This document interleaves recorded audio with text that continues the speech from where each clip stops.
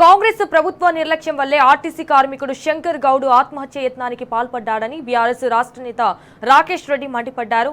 శంకర్ గౌడ్ కుటుంబాన్ని ప్రభుత్వం ఆదుకోవాలని కూడా డిమాండ్ చేశారు. అయితే ఆర్టీసీ కార్మికులు ఎవరు తొందరపడి నిర్ణయాలు తీసుకోవద్దని బీఆర్ఎస్ పార్టీ అండగా ఉంటుందని అంటున్న రాకేష్ రెడ్డితో మా ప్రతినిధి రవికాంత్ ఫేస్ టు ఫేస్.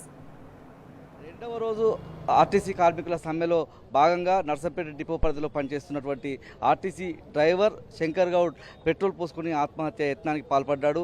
ఆ వెంటనే నర్సంపేట జిల్లా ఆసుపత్రికి తరలించినటువంటి పరిస్థితి, నర్సంపేట మెడికల్ కాలేజీకి తరలించి అక్కడ చికిత్స అందించినటువంటి పరిస్థితి. మెరుగైన వైద్యం కోసం వరంగల్ జిల్లా కేంద్రంలో ఉన్నటువంటి ఎంజిఎం ఆసుపత్రికి తీసుకొచ్చారు. ఇక్కడ కూడా సరైన వసతులు లేవు. మెరుగైన వైద్యం కోసం హైదరాబాద్కు తరలిస్తామంటూ కాసేపటి క్రితమే వరంగల్ ఎంజిఎం వైద్యులు నిమ్స్ ఆసుపత్రికి రిఫర్ చేసి పంపించినటువంటి పరిస్థితి.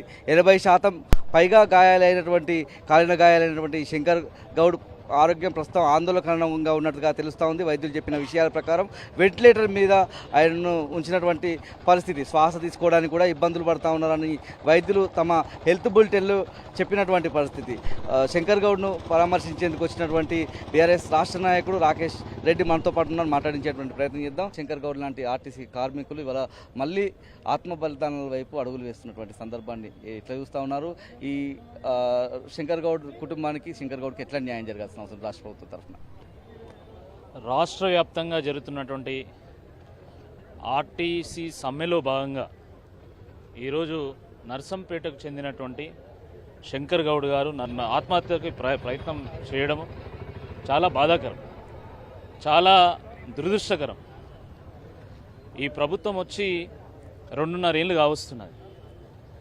ఆ రోజు శాసనసభ ఎన్నికల సందర్భంగా ఆర్టీసీ ఉద్యోగులందరినీ కూడా పర్మనెంట్ చేస్తాము, విలీనం చేస్తాము, పీఆర్సీలను క్లియర్ చేస్తామని చెప్పినటువంటి వాళ్ళు 2.5 ఏళ్ళ తర్వాత కూడా ఇప్పటివరకు ఆ మాట నెరవేర్చకపోవడం వల్ల మనస్తాపానికి గురైనటువంటి శంకర్ గౌడ్ గారు ఈరోజు పెట్రోల్ పోసుకొని ఆత్మహత్యకు పాల్పడేటువంటి ప్రయత్నం చేయడం జరిగింది.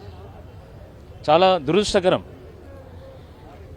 38,000 మంది ఆర్టీసీ కార్మికుల యొక్క మనోభావాలను ఆయన స్పష్టీకరణ చేసేటువంటి ప్రయత్నం చేశారు.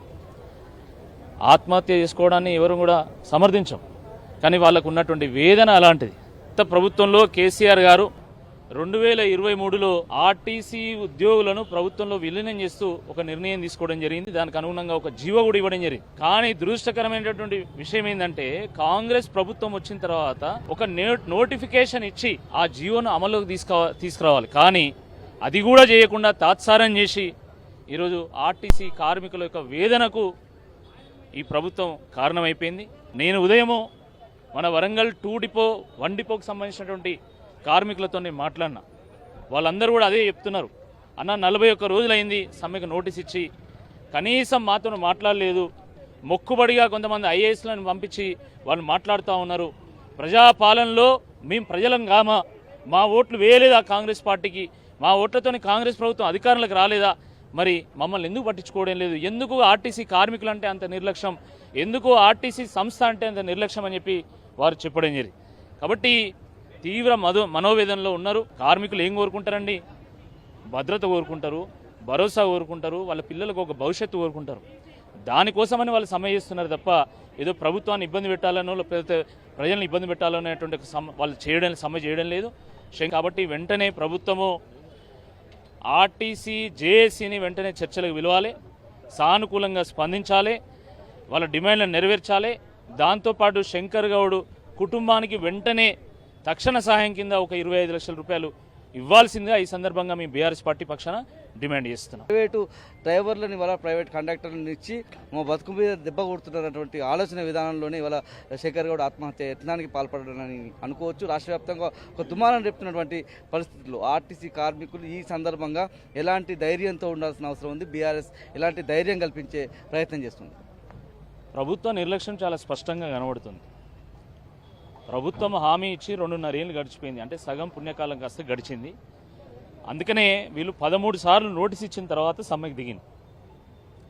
సమ్మెకు దిగుతారని తెలిసి కూడా కనీసం ప్రభుత్వంలో ఉన్నటువంటి మంత్రులు కానీ లేకపోతే ముఖ్యమంత్రి కానీ ఎవరు కూడా వీళ్ళని చర్చకు పిలిచి వీళ్ళతోని వాళ్ళ సమస్యల మీద ఎవరు కూడా చర్చించలేదు.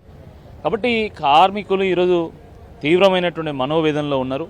మమ్మల్ని పట్టించుకునేటువంటి నాదులు లేడా అనేటువంటి ఒక భావనలో ఉన్నటువంటి సందర్భంలోనే శంకర్ గౌడ్ లాంటి కార్మికుడు ఈరోజు ఆత్మహత్యకు పాల్పడ్డాడు. మేము ఒకటే చెప్తున్నాం కార్మికులందరినీ కూడా, మీరెవ్వరు కూడా అధైర్యపడాల్సినటువంటి అవసరం లేదు. ఆత్మహత్య చేసుకోవాల్సినటువంటి అవసరం అంతకన్నా లేదు.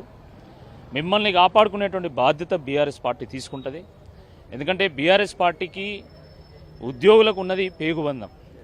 ఈ ఉద్యోగుల ఆ రోజు ఉద్యమంలో కేసీఆర్ గారికి వెన్నెముకగా నిలిచిండ్రు. ఆ రకంగా ఉద్యమం కూడా సక్సెస్ అయింది. ప్రత్యేక రాష్ట్రం వచ్చింది. వచ్చిన తర్వాత ఉద్యోగస్తుల యొక్క జీతాలు పెంచుకున్నాం, కాంట్రాక్ట్ వాళ్ళని పర్మనెంట్ చేసుకున్నాం, అవుట్సోర్సింగ్ వాళ్ళని పర్మనెంట్ చేసుకున్నాము. ఆర్టీసీ విషయంలో మరి ఆ రోజు కేసీఆర్ గారు ఒక నిర్ణయం తీసుకున్నారు. ఒక జీవో ఇచ్చి ఆర్టీసీ ఉద్యోగులందరినీ కూడా ప్రభుత్వంలో విలీనం చేస్తున్నట్టు ఒక నిర్ణయం తీసుకున్నారు. కేవలం ఇప్పుడు ప్రభుత్వం చేయాల్సింది ఒక అమలు చేయడం మాత్రమే. కాబట్టి ఒకవేళ ఈ ప్రభుత్వం చేయకపోతే మేము చేస్తాము. ఈ సమ్మెకు మేము పూర్తిగా మద్దతుగా నిలుస్తాం, వెన్నుముకగా నిలుస్తాము. అన్ని రకాలుగా మేము సహాయ సహకారాలు అందిస్తాము. తప్పకుండా ఆర్టీసీ కార్మికులను కాపాడుకునేటువంటి బాధ్యత మాది. కాబట్టి ఎవరు కూడా ఆత్మహత్యలకు పాల్పడొద్దు, ఎవరు కూడా అధైర్యం పడొద్దు. మనం పోరాట పందాన్ని ఎంచుకుందాం. ఎన్ని రోజులైనా మనం సమ్మె చేద్దాం. సమ్మెకు బాధ్యతగా నిలవడానికి మేము సిద్ధంగా ఉన్నాం. ఇది మొత్తం చూసినట్టయితే బీఆర్ఎస్ పార్టీకి ఉద్యోగులతో ఇటు ఆర్టీసీ కార్మికులతో ఉన్నటువంటిది ఉద్యమ బంధం, ఇది పేగుబంధం లాంటిది. పూర్తి స్థాయిలో ఆర్టీసీ కార్మికులకు అండగా బీఆర్ఎస్ పార్టీ ఉంటుంది. మీకు అండగా భరోసాగా మేము ఉంటాం. ఎంతవరకైనా ఉద్యమానికి సిద్ధమైనటువంటి అంశాన్ని మీ సమ్మెకు మేము అండగా నిలుస్తాం. ఏ ఒక్క కార్మికుడు కూడా అధైర్యపడొద్దు, అఘాయిత్యాలకు ఏదైతే పూర్తి స్థాయిలో ఆత్మహత్యల వైపు మళ్ళొద్దన్నటువంటి ఒక సూచన కూడా రాకేష్ రెడ్డి చెప్తా ఉన్నటువంటి పరిస్థితి. కెమెరా పర్సన్ సంజీవ్తో Ravikanth, T News, Warangal MGM ఆసుపత్రి నుంచి, వరంగల్ జిల్లా.